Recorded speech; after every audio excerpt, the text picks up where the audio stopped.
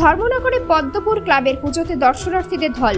পঞ্চমী থেকেই ত্রিপুরার উত্তর জেলার ধর্মনগর শহরে নেমেছে উৎসবের আমেজ।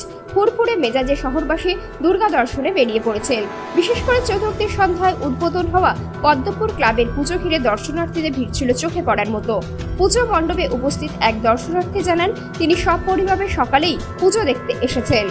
শহরে বহু ক্লাবের আয়োজন থাকলেও পদ্মপুর ক্লাবের পুজোর প্রতি মানুষের আলাদা আগ্রহ রয়েছে ঐতিহ্য ও সুনামের কারণে। ক্লাবের এক সদস্য জানান, এবারের 75 ফুট উচ্চতার প্যান্ডেলটি মধ্যপ্রদেশের প্রজেক্টেড মন্দিরের আদলে নির্মিত।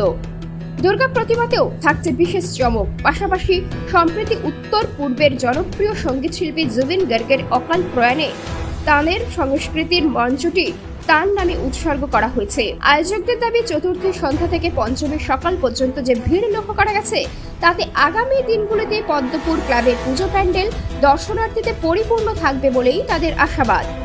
ব্যুরো রিপোর্ট, আজকাল নিউজ। নমস্কার। আমাদের ত্রিপুরা তথা উত্তর ত্রিপুরার আমাদের এই ঐতিহ্যবাহী ক্লাব পদ্মপুর ক্লাবের পক্ষ থেকে আপনাদের সবাইকে শারদীয়ার শুভেচ্ছা এবং প্রীতি এবং ভালোবাসা জ্ঞাপন করছি।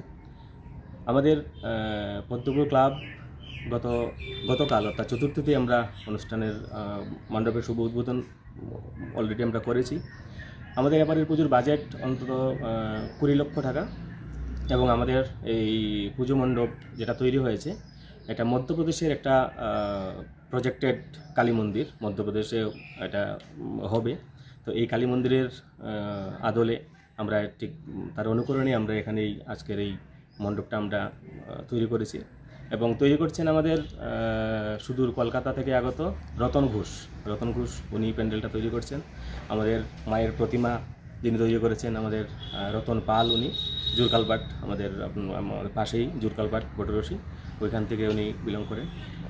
এবং আমরা প্রতি বছরের মতো এবারও প্রত্যেক দিন আমরা সাংস্কৃতিক অনুষ্ঠানের আয়োজন রেখেছি। প্রত্যেক দিন অর্থাৎ গতকাল চতুর্থী থেকে আমাদের উদ্বোধনী অনুষ্ঠান হয়েছে। উদ্বোধনে ছিলেন আমাদের এলাকার প্রবীণ ব্যক্তিত্বগণ এবং আমাদের যে সাংস্কৃতিক মঞ্চ, সেটা আপনারা জানেন আমাদের আসামের উত্তর পূর্বাঞ্চলের তথা গোটা ভারতবর্ষের একজন বিশিষ্ট সঙ্গীতশিল্পী, উনি অকাল প্রয়াত হয়েছেন।